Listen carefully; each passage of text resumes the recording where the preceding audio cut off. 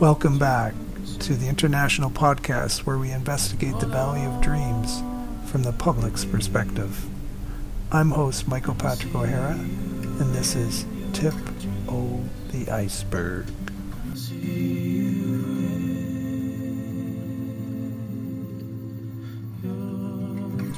Welcome back to Tip of the Iceberg.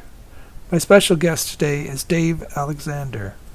Dave is a Toronto-based filmmaker, author, print editor, and journalist who grew up in Edmonton, where he earned a film and media studies degree at the University of Alberta. Former editor-in-chief and current co-owner of Rue Morgue Magazine, He's currently developing several horror-themed projects in both documentary and narrative film and TV spaces, including one themed around nightmares. His writing has appeared in numerous anthology projects, and he's authored the books Monster Movies, A Creature Feature Companion, and Untold Horror for Dark Horse Comics. He has a particular interest in the connections between literal nightmares and their depiction in art. So welcome, Dave. Glad you can join me today. I wanted to ask your fascination with nightmares. That's our subject today. I know you're a perfect guest for it. And this time of year, the way people are fascinated with horror stories and Halloween. Halloween's a great time for getting dressed and also celebrating the dead.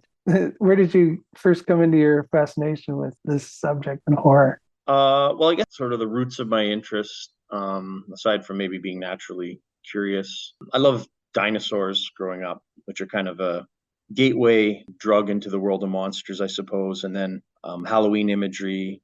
My parents were big into Halloween. And I saw the original Dracula and Frankenstein on a double feature that they had taped for me.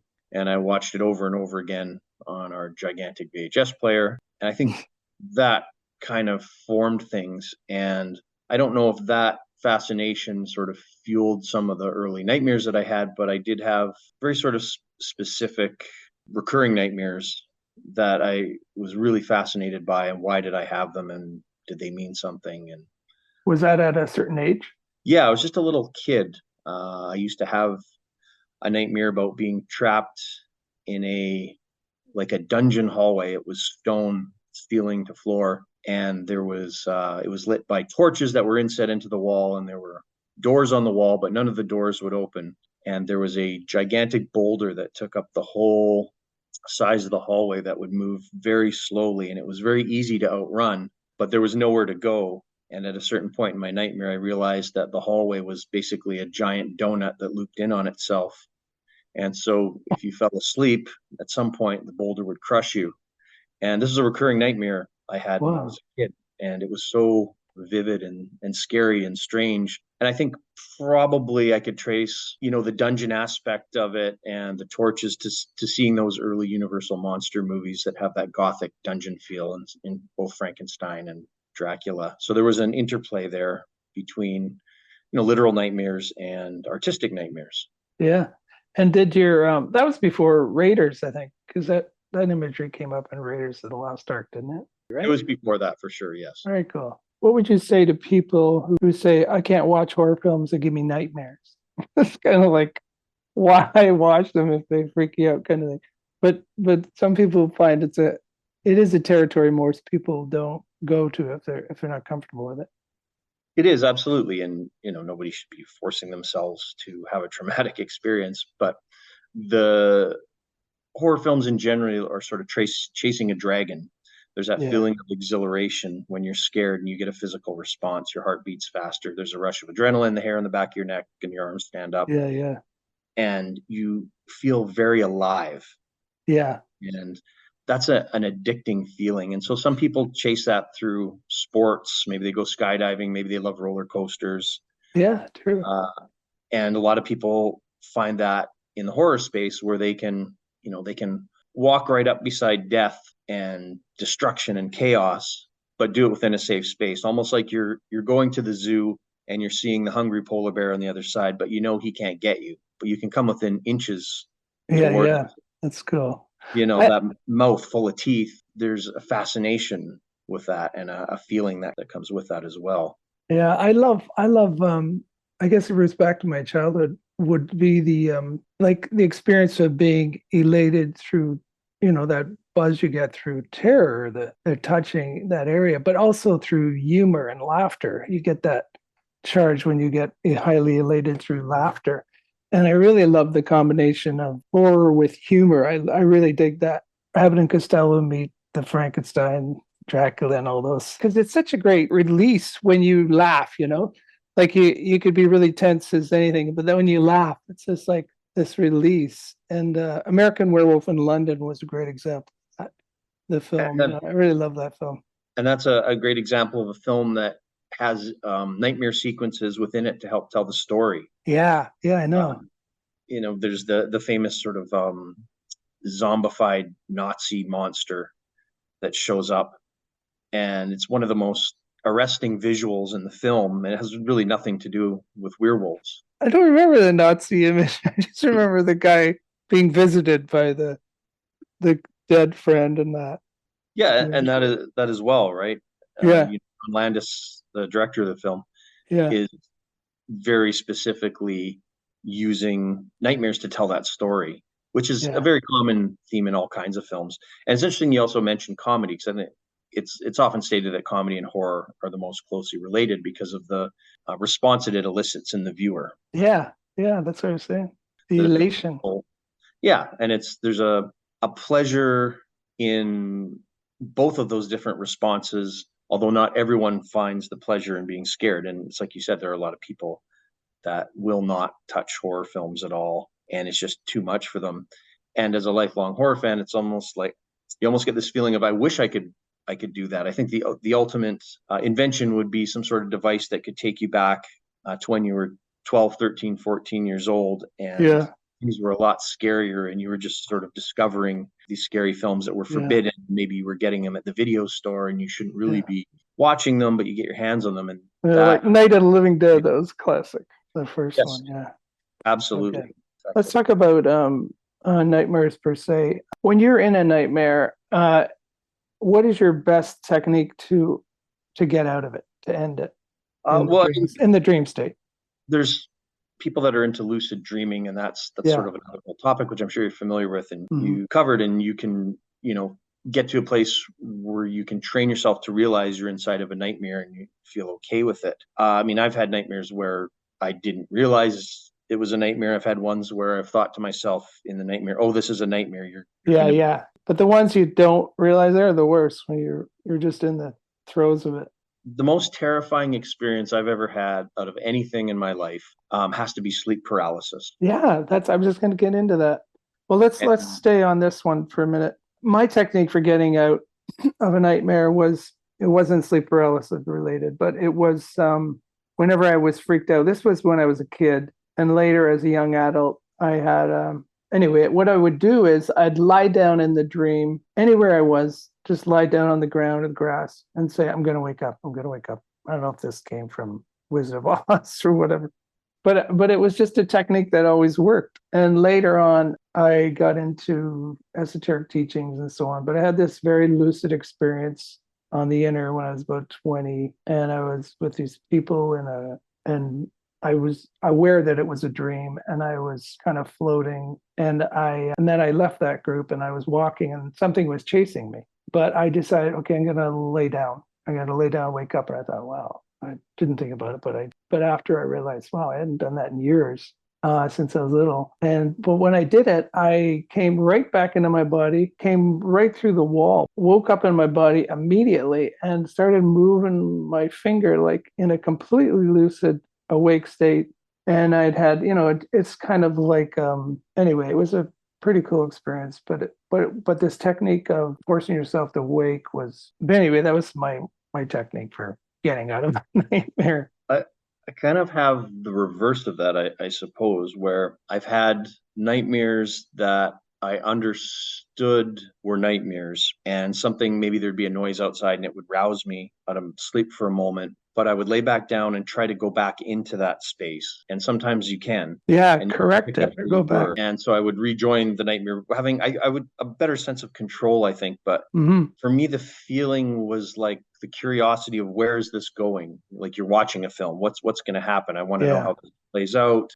What is this force or presence that I'm experience? Who are these people? Where's the threat coming from? And again, maybe that's just related to having a curious mind and barreling headfirst into the nightmare just because I'm curious to know what's happening rather That's than great. waking That's up and good.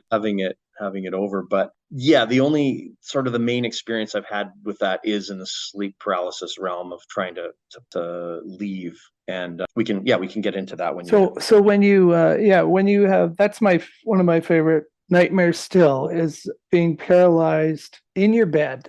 You are awake, seeing your room, you're in the bed, you're unable to move, you're frozen, and then freaky things start happening. Someone will lie on you that isn't supposed to be there. Once I had a cat and it jumped up on me and started talking to my ear, and just weird, bizarre things. I think wherever your fear goes, it's almost like immediately you can trigger that experience. But yeah, I've learned a technique for that. But tell me more about your experiences with that, the paralysis. That's called hypnagogic hallucination. It's hypnagogic hallucinations are brief hallucinations that take place as you're falling asleep. They're common and usually occur as you are falling asleep and in the state that falls between dreaming and being fully awake. They're usually visual in nature, such as pattern shapes, flashing lights, also sounds. And the opposite happens in the morning. It's called the hypnopompic hallucination. And they occur as you're waking up in the morning in a state that falls somewhere between dreaming and fully awake. Hypnopompic hallucinations are relatively common, occurring in over 12% of people. And I think the percentages of hypnagogic nighttime false sleep is about 37% of people that have experienced this. State of sleep onset is sort of tied into this and fascinating what you were just talking about. So to start with the sleep paralysis, I've probably had it half a dozen times in my life. Like I said, it was the most terrified I've ever been because you Yeah. are paralyzed, you're hallucinating, you're having trouble breathing. Yeah. And that part is particularly terrifying for me because I've grown up with asthma. Wow. And so breathing can be an issue for me from time to time. And so that plays a big part in terms of the fear. But I've had, the hallucinations of seeing a cloaked figure in the doorway, a Yeah. figure sitting on the bed, even like a will-o'-the-wisp coming through the room. And And just you can really sense the presence. That's what freaks you out. You're so aware, you're so awake in your state, and you really sense the presence in the room. And you sense, and sometimes they're lying on you. It's yeah, it's the emotional scary. experience of dread. Yeah. That is, if you've never experienced it, it's very hard to explain how deep and affecting that is. You sort of have to experience to be Yeah. able to get your head around it fully, which is one of the things that makes it so powerful and fascinating. And I really feel for people that experience that on a regular basis because it would be so Yeah. affecting It's that I would pretty have to, brutal. yeah, I would have to get up, put the light on, sit on the edge of the bed, and Yeah. I'd be hyperventilating, just trying to catch my breath and be very upset. And Yeah. I'm somebody that lives in the horror world a lot of the time, watches a lot of horror movies, would write Yeah. about, and so to That's why have you get them. that affecting No. is Sorry, I said that's why very, you get them. Yeah. yeah, it's very, very intense feeling. So that's kind of my experience with it. It often comes when you're at a wakeful state in a way, somewhere where you're not getting to sleep sometimes. I've had that happen with it.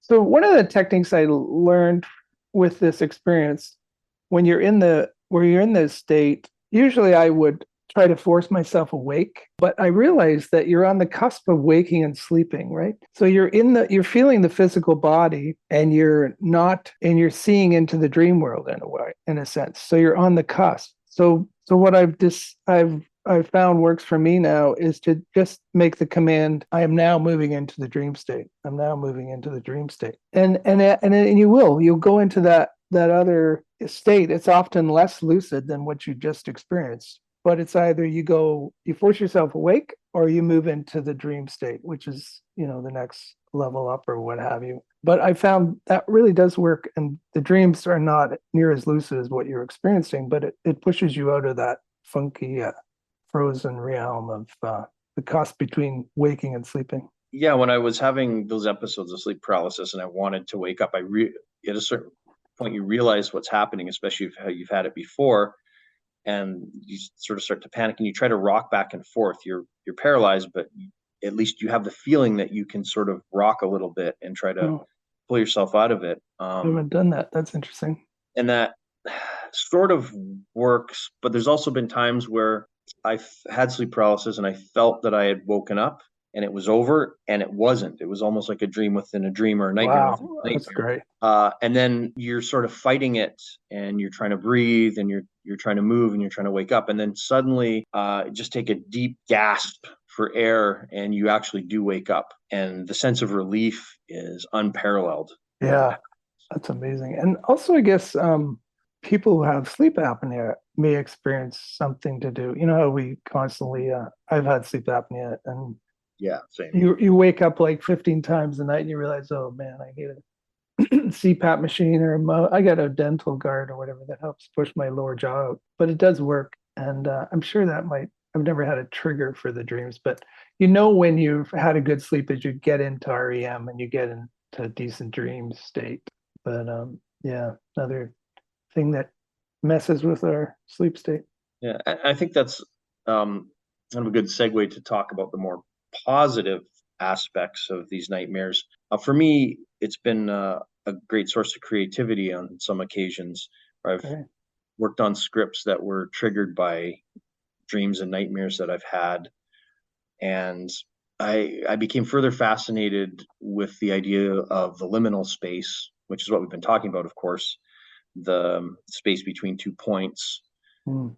where you're neither awake or asleep. At least it feels like that. You might be fast asleep, but you feel very awake because you're dreaming. And I'm not talking about sleep paralysis. I'm talking about having like very interesting dreams, very interesting vivid nightmares. And that was something that I got particularly fascinated with. And so I like to read about that. And I found a great article that was actually written in May of this year for MIT by an author named Anne Trafton. And she talks about the N1 state, or the hypnagogic state, as a fertile breeding ground for creative ideas, quote unquote. Yeah. And she uses Thomas Edison as an example, where when he was having trouble solving problems, he would lay down with a metal ball. Yeah, I heard that technique. That's great. Yeah, and then when he fell asleep, the ball would fall out of his hand and wake him up, and he would be in that first stage, and often he'd be able to solve problems that he had. And Hmm. what's happening in that liminal state is that your brain is sort of breaking down the binaries that we like to abide by in our waking hours, and it allows you to approach things in a more surreal or creative way, look at things from a different angle. And creatively, I found that's been really good for me. Often if I'm working on something and I'm struggling with it, sometimes I'll lay on the couch and start slipping into a bit of a dream state, and I've been able to sort of maintain that, where I can wake up out of it and go back to work, or Nice. at least wake up, take some notes. Sometimes in the middle of the night, I'll wake up and take notes, because you've always had, everyone's had that a dream where you thought, oh, this is so cool, this is great, Yeah. oh, I'm gonna forget this, and all you can remember the next day is that you had a cool dream that you didn't want to forget, and it's extremely frustrating. Or you do remember them. You write them down and you look at it when you're awake. You go, yeah, okay. What's so Yeah. amazing about that? That's cool. Yeah, um that's neat. What would you think the paralysis experience is trying to show you or teach you? I don't know if that's taught me anything other than I understand what absolute terror is in a way that you probably can't understand unless you've been in a real life situation that is ultra terrifying. And Yeah. I don't think I've ever been in a situation where, whatever, I'm fighting off a shark, or uh I might bleed to death, or something like that, Yeah. Hmm. or there's a literal killer coming after me. Thankfully, I'm glad that I haven't had to have any of those experiences. So probably sleep paralysis is what's bringing you closest to that core feeling of absolute terror.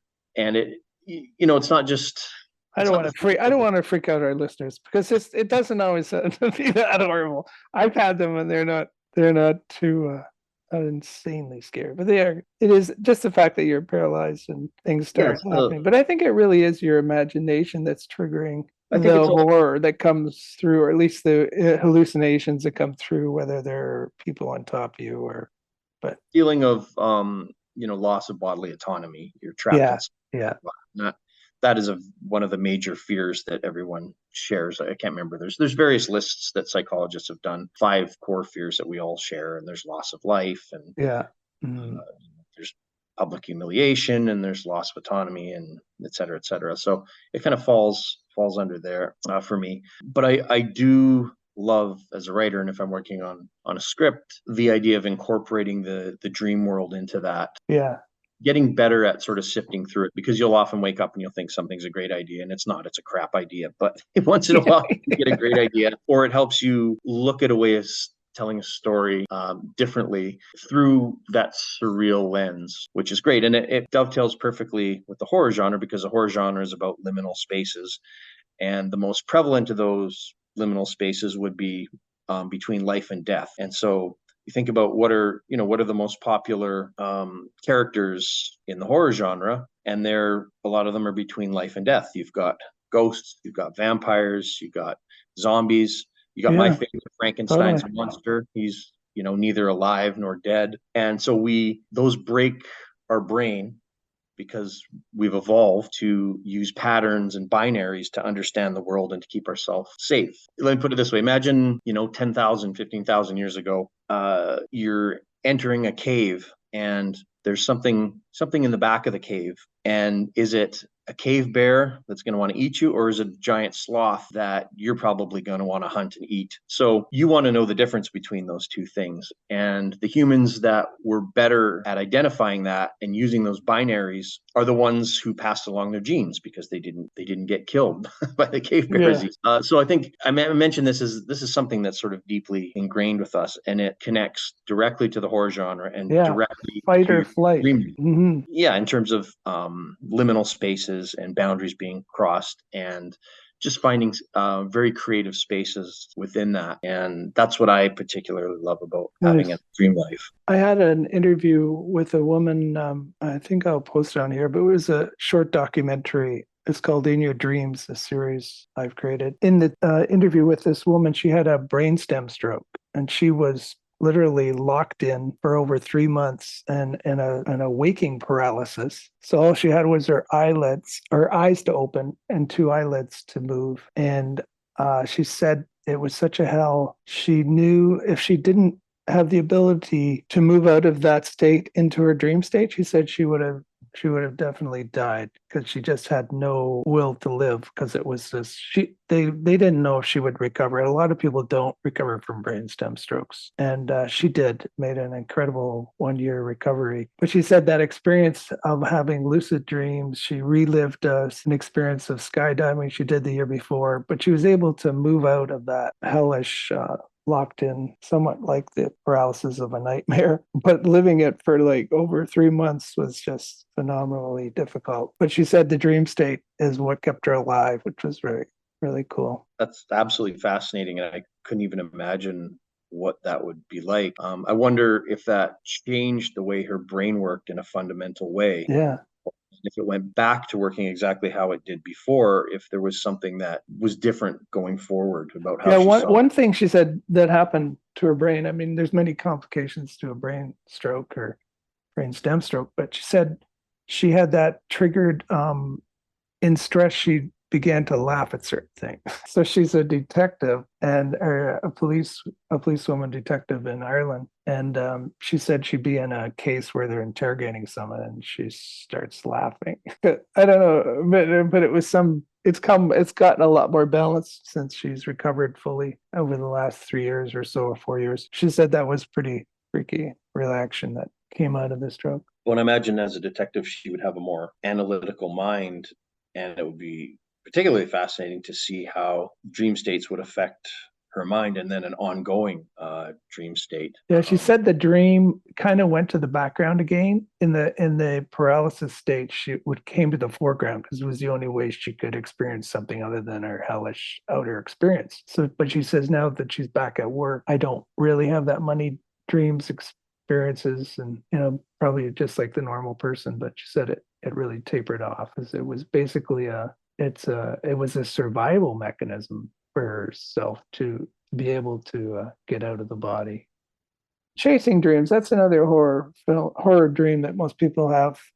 I've heard some theories about chasing dreams. Have you experienced that one, or? Yes, well, I imagine the nightmare about the boulder coming down the Yeah, hallway was essentially being chased by it. But some of the most vivid nightmares I've had, I think, have involved being chased by animals, especially bears. I have a fear of being killed by a bear. I would have nightmares about being in my childhood house back in the suburbs of Edmonton, and somehow, yeah, and this creature would get in your house and it would come upstairs, and I would run into the bathroom and lock the door, but I know it's going to smash through the door, and I'm frantically trying to open the window to get out on the roof before it breaks through. And sometimes you manage to do that, and sometimes it breaks through and it's about to kill you, and then you wake up and you just have that adrenaline rush that is so intense, like the connected right to the fight or flight yeah, instincts that you had yeah, mentioned yeah. earlier.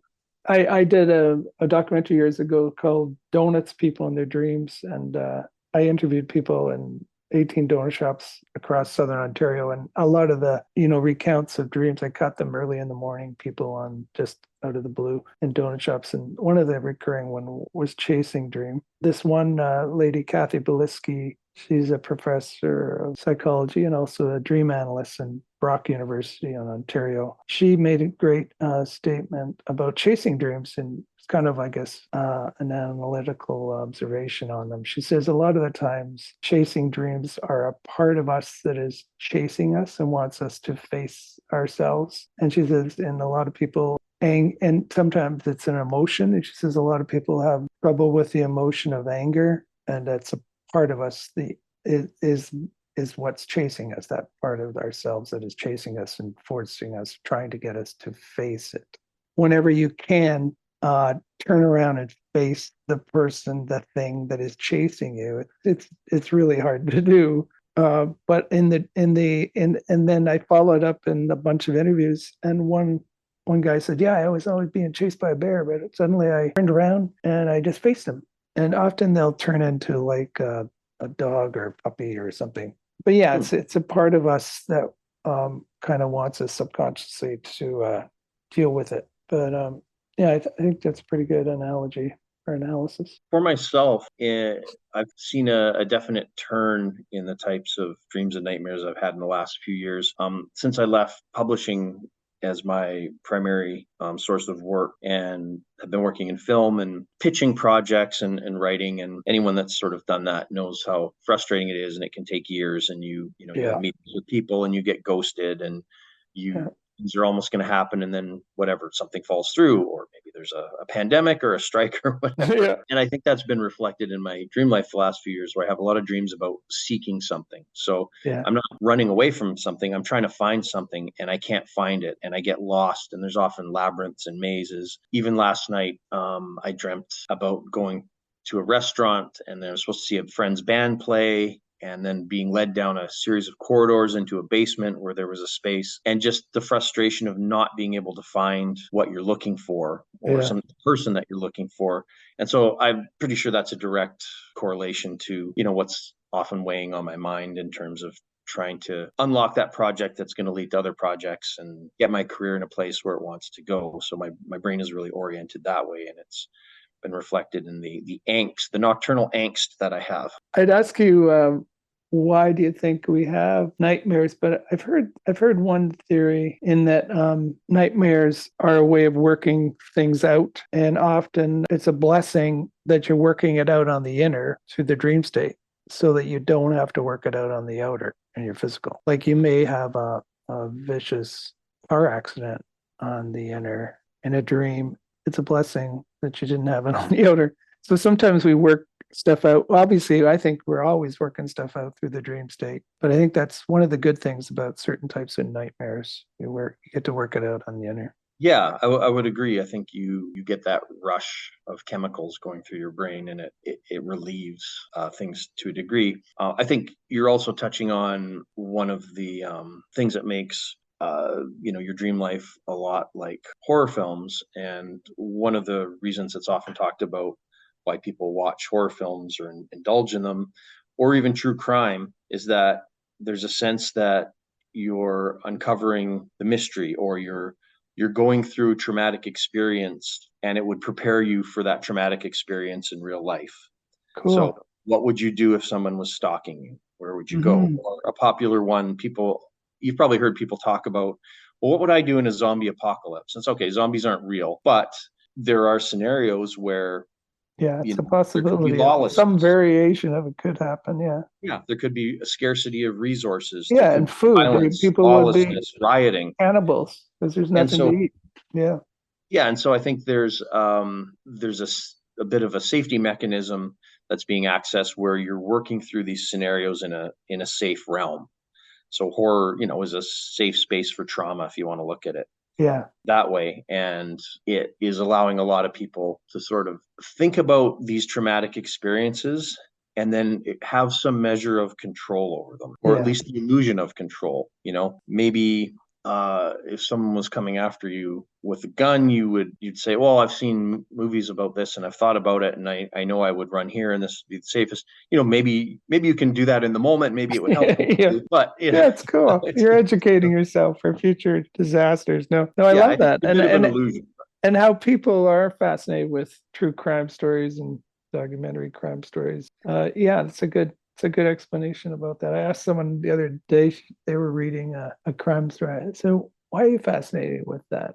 And or why do you find yourself fascinated with true crime? But they didn't really have an answer. So, but yeah, I Well, like your answer. morbid curiosity, I think, drives it to a large degree. And, curiosity, curiosity, curiosity, that comes up time and time again. Some of Yeah, the best horror movies, they have a mystery to them. People often overlook that. It's, some of those films are very popular. Let's take the Saw franchise, for example. I hmm, mean, we just had Saw 10. Why yeah, is this franchise continuing to go? Well, there's an element of people enjoy the special effects to it. It's fun. It's silly. There's a revenge fantasy at work for sure. yeah, Especially if you go back to the earlier Saw films, there's an element of mystery, and that's one of the things that's key to those movies. Who is this person? Why are they doing it? How can you escape these traps? yeah, What would you do if you were in that situation? What would you sacrifice? Again, I think your dreams or nightmares are doing a little bit of that as well, or maybe sometimes um, a lot of that. But it's you can definitely see a correlation between specific types of horror movies, and your dreams and nightmares are steeped in mystery all the time. I think one of the biggest things is when you're dreaming, often, and at least this is for me, but I hear other people talking about it. You're with people that you can't quite identify, but you have a feeling that they're either related to you, or they're friends, or they're a threat.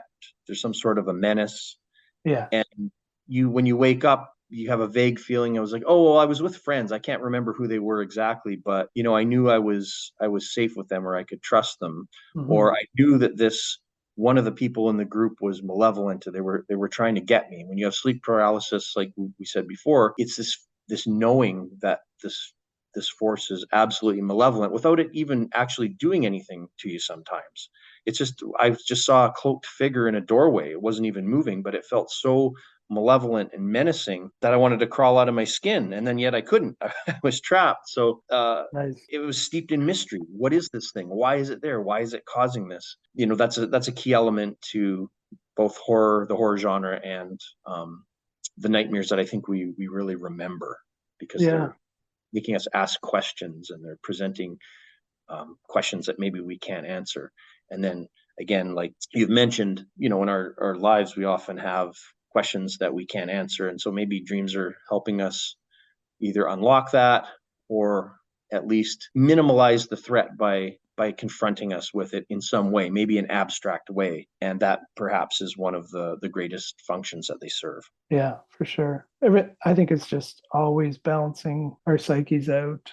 It's always bringing us into balance. Or so it's like the tip of the iceberg. You get a little bit, but you don't know exactly what's under it all.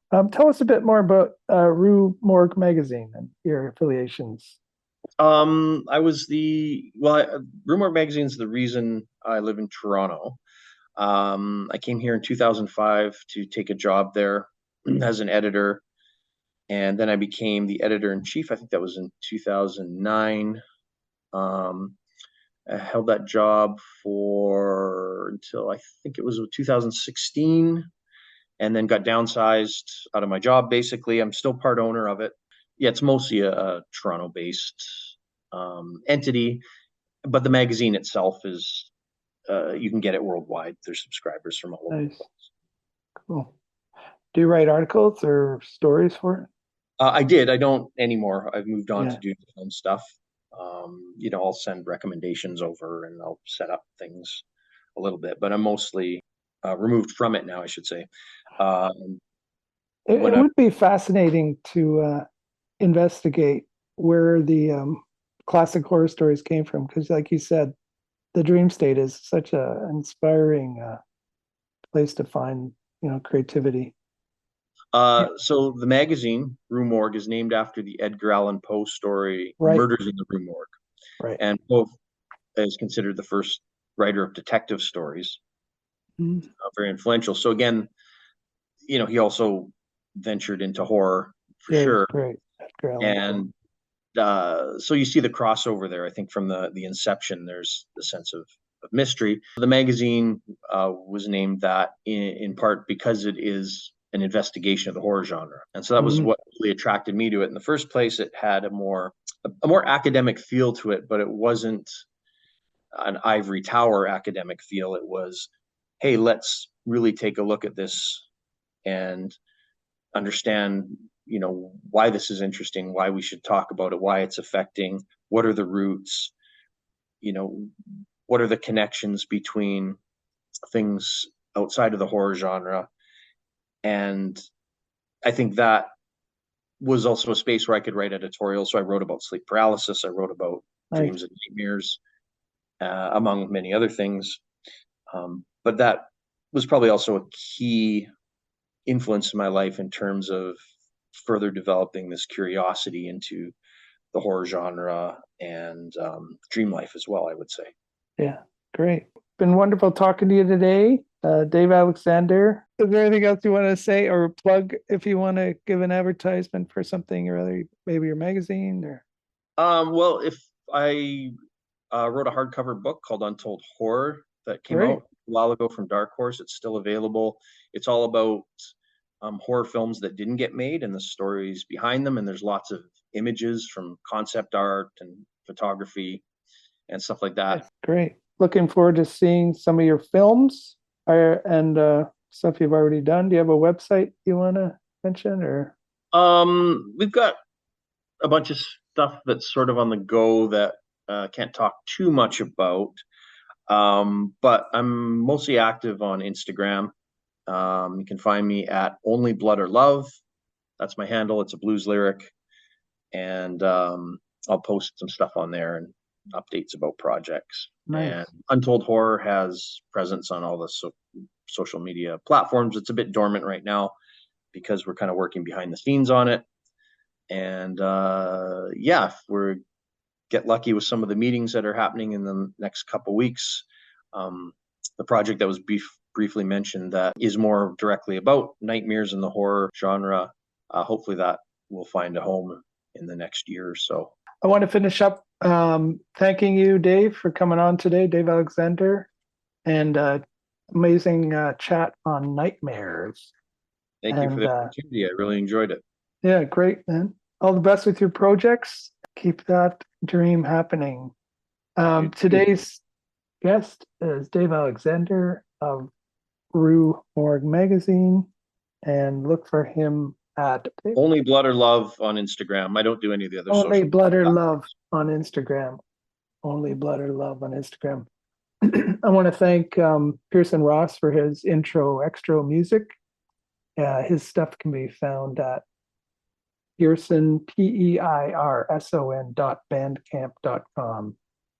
And thanks again, Dave. It's been a great chat and happy Halloween.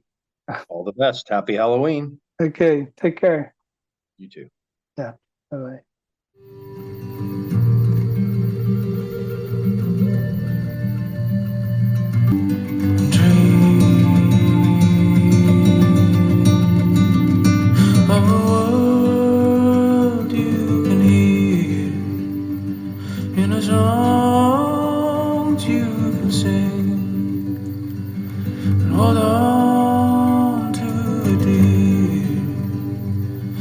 see you in your dreams.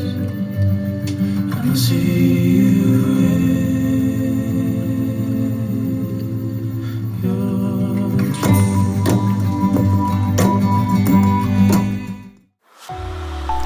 This has been a Waking Dream production. Copyright 2023.